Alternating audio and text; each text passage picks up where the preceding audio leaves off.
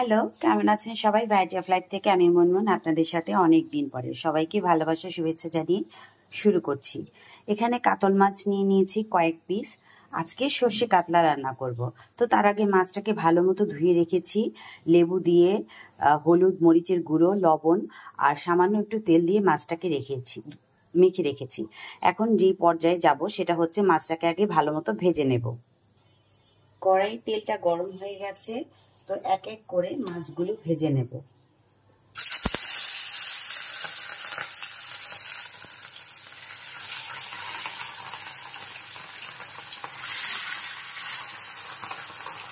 মাছগুলো সবগুলো ভেজে তারপর ফিরে আসছি।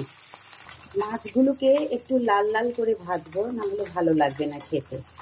আর আমার বাচ্চারা একটু মাছ ভাজাটা করে না হলে খেতে চায় না। সর্ষে কাতলা বানানোর জন্য মেন যেই উপকরণ এখানে ভিজিয়ে নিচ্ছি আগেই। সর্ষে নিয়েছি 1 চামচ, কালো সর্ষে নিয়েছি 1 চামচ, পোস্ত আর এখানে 1 চামচ চারমগজ আগেই ভিজিয়ে রাখছি। সবগুলো মাছ এরকম লাল লাল করে ভেজে নিয়েছি। এখন মূল রান্নায় চলে যাচ্ছি। তেল তো গরম আছেই, দিয়ে দিচ্ছি সামান্য একটু পেঁয়াজ। পেঁয়াজটা প্রথমে ভালো মতো ভেজে নেব। পেঁয়াজটা মোটামুটি ভাজা হয়ে গেছে। এখানে রান্নার মূল যে উপকরণ সর্ষে, পোস্ত আর চারমগজ বাটা, এটা ব্লেন্ড করে আমি ছেঁকে নিয়েছি। ও সর্ষের আড়াগুলো যাতে তরকারিতে না লাগে, মানে দেখতে খারাপ দেখা যায়, তো সেটা দিয়ে দিচ্ছি।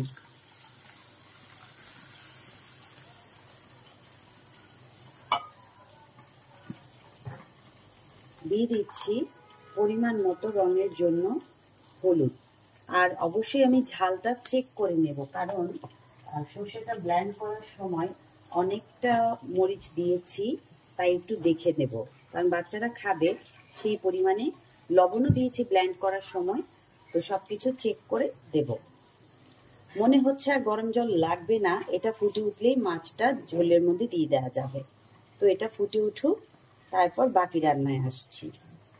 ঝোলটা মোটামুটি ফুটে উঠেছে, ওপর থেকে একটু কাঁচা সর্ষের তেল ছড়িয়ে দিলাম।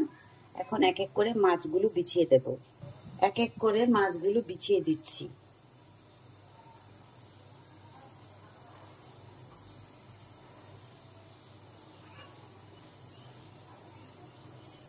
ঝোলটা ফুটে উঠেছে, উপর থেকে কয়েকটা কাঁচামরিচ দিয়ে দেব।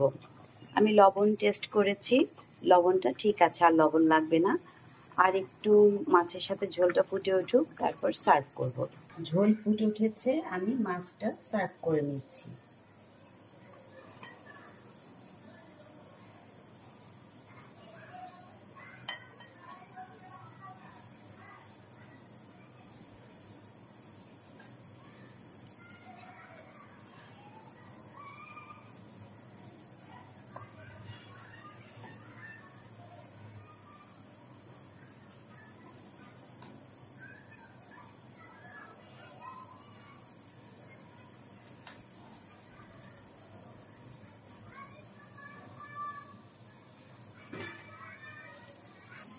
তৈরি হয়ে গেছে সর্ষে কাতলা।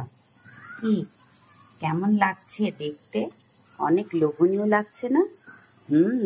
সত্যি অনেক মজা হয়েছে।